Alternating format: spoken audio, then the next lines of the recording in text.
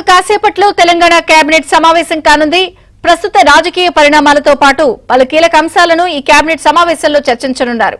స్థానిక సంస్థల ఎన్నికలపై కీలక చర్చ జరగనున్నట్టు తెలుస్తోంది. పథకాల అమలును మరింత వేగంగా చేయడం, ప్రజా సమస్యల పరిష్కారం కోసం మరిన్ని చర్యలు తీసుకోవడంపై కేబినెట్ సమావేశంలో కీలక నిర్ణయాలు తీసుకోనున్నారు. ప్రభుత్వ ఉద్యోగుల సమస్యలపై సమర్పించిన నివేదికపై కూడా కేబినెట్ చర్చించబోతోంది. కాళేశ్వరం నివేదిక వచ్చిన తర్వాత ఏం చేయాలి అనే అంశం కూడా ప్రస్తావనకు రానుంది.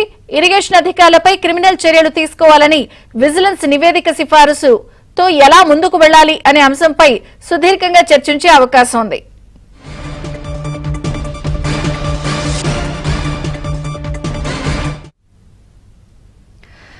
కాసేపట్లో కేబినెట్ సమావేశం తెలంగాణ జరగబోతోంది. ఉద్యోగుల సమస్యలు, ప్రధానంగా బనకచెర్ల కాళేశ్వరం అంశానికి సంబంధించి కమిషన్ ఇచ్చిన నివేదిక, అలాగే దాదాపుగా 32 అంశాలని ఈ కేబినెట్ సమావేశంలో పొందుపరిచి చర్చించబోతున్నారు. అప్డేట్స్ నరసింహరావు అందిస్తారు. నరసింహరావు.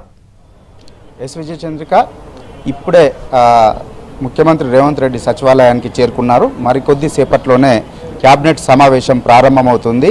దాదాపుగా 30కి పైగా అంశాలపైన ఈరోజు కేబినెట్ సమావేశంలో సుదీర్ఘంగా చర్చించనున్నారు.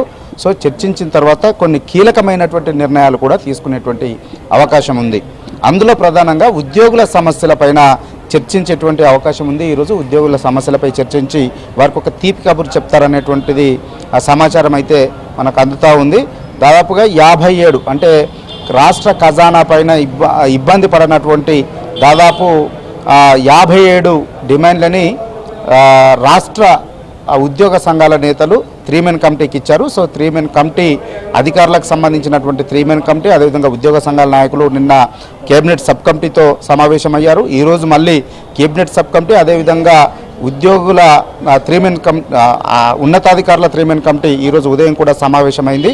సో ఈరోజు వారు ఇచ్చినటువంటి ఉద్యోగులు ఇచ్చినటువంటి డిమాండ్లపైన కేబినెట్ సమావేశంలో చర్చించబోతా ఉన్నారు. అందులో ప్రధానంగా డిఏలు 5 పెండింగ్లో ఉన్నాయి. కనీసం 3 డిఏలు ఇవ్వాలని చెప్పి రాష్ట్ర ప్రభుత్వాన్ని ఉద్యోగ సంఘాలు కోరుతూ ఉన్నాయి. అయితే ఈరోజు దానిపైన చర్చించి ఒక డిఏ ఇచ్చేందుకు సుముఖంగా ఉన్నట్లుగా తెలుస్తుంది ప్రభుత్వం. మనకు అందుతున్నటువంటి సమాచారం మేరకైతే ఒక డిఏ ప్రకటించేటువంటి అవకాశం ఉంది. కేబినెట్ సమావేశంలో దానికి ఇవ్వాలని చెప్పి తీర్మానం చేసేటువంటి అవకాశం ఉంది. దాంతోపాటుగా ఎప్పటి నుంచో కూడా హెల్త్ కార్డులకు సంబంధించి వారు డిమాండ్ చేస్తూ ఉన్నారు.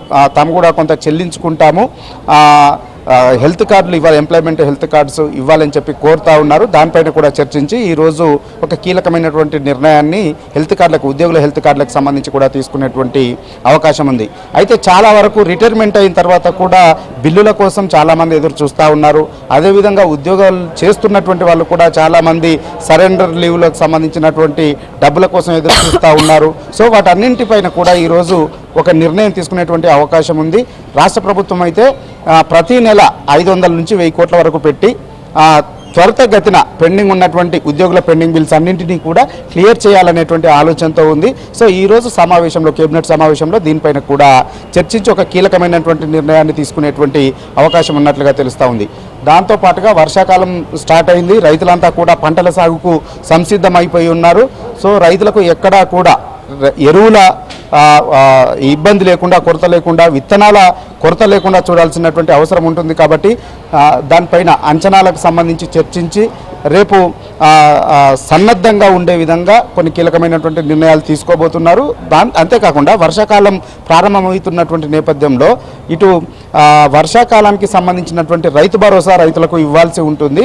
సో ఇప్పటికే రాష్ట్ర ప్రభుత్వము ఎకరానికి 6,000 చొప్పున రైతు భరోసా అందివ్వాలని చెప్పి నిర్ణయం తీసుకుని ఆ పథకాన్ని కూడా ప్రారంభించినటువంటి నేపథ్యంలో ఈ వర్షాకాలానికి సంబంధించినటువంటి రైతు భరోసా ఎప్పటి నుంచి స్టార్ట్ చేయాలి, ఎన్ని ఎకరాల వరకు ఇవ్వాలి అనేటువంటి దానిపైన సుదీర్ఘంగా చర్చించి ఒక ప్రకటనని ఈరోజు సమావేశంలో రైతు భరోసా పైన కూడా చేసేటువంటి అవకాశం ఉన్నట్లుగా తెలుస్తూ ఉంది. దాంతోపాటుగా రాజీవ్ యువ వికాసం పథకాన్ని నిరుద్యోగులకి ఉపాధి అవకాశం కల్పించే లక్ష్యంతో రాజీవ్ యువ వికాసం పథకానికి శ్రీకారం చుట్టింది ఈ రాష్ట్ర ప్రభుత్వము. నిరుద్యోగుల నుంచి దరఖాస్తులు, యువత నుంచి దరఖాస్తులు స్వీకరించింది.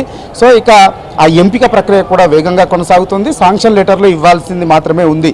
సో ఈ నేపథ్యంలో ఎక్కడా కూడా అర్హులకు అన్యాయం జరగకుండా, అనర్హులకి లబ్ధి చేకూరకుండా తగు జాగ్రత్తలతో ముందుకు వెళ్ళి పర్ఫెక్ట్గా ల్యాండ్ చేయాలి, అనేటువంటి లక్ష్యంతో ప్రభుత్వం ఉంది. సో దాన్ని ఎప్పటి నుంచి శాంక్షన్ లెటర్లు ఇవ్వాలి, ఎప్పటి నుంచి దీన్ని పూర్తి స్థాయిలో అమల్లోకి తీసుకురావాలి అనేటువంటి దానిపైన కూడా ఈరోజు సమావేశంలో చర్చించేటువంటి అవకాశం ఉంది. సో దానిపైన కూడా ఒక నిర్ణయాన్ని ప్రకటించేటువంటి అవకాశం ఉన్నట్లుగా తెలుస్తుంది. ఇక దాంతోపాటుగా ఇటీవల ఏపీకి సంబంధించినటువంటి బనకచెర్ల లింక్ ప్రాజెక్టు పైన విస్తృతమైనటువంటి చర్చ జరుగుతూ ఉంది. ఇటు రాష్ట్రంలో కూడా, తెలంగాణ రాష్ట్రంలో కూడా పొలిటికల్ హీట్ను పెంచుతుంది.